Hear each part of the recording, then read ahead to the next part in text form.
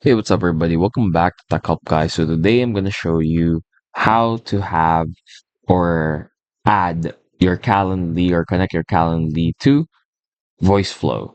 So very quickly, what we want to do here is we want to create something like this, right? Well, the thing is, here's how you can do this. So first, let's remove these two. Then, wait, put that back. Let me show you how it's done. Okay, so from here, from start, we need to create a prompt message first. So we created, using buttons, we created this one here, book a session. And then afterwards, we connected that to a variable.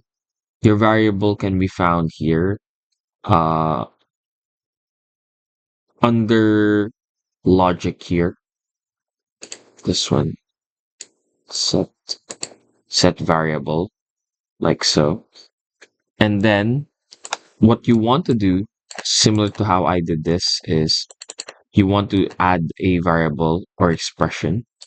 From here, you type in URL, then just copy the link on your Calendly or the calendar on Calendly, and then go back here, paste it, and then you're good to go. Just connect the arrow here, then automatically that should be able to run it.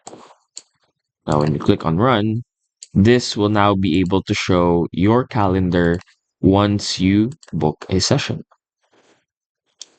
So book a session, as you can see, it already shows Calendly. And now it just needs another a block for it to keep on going. And that's it.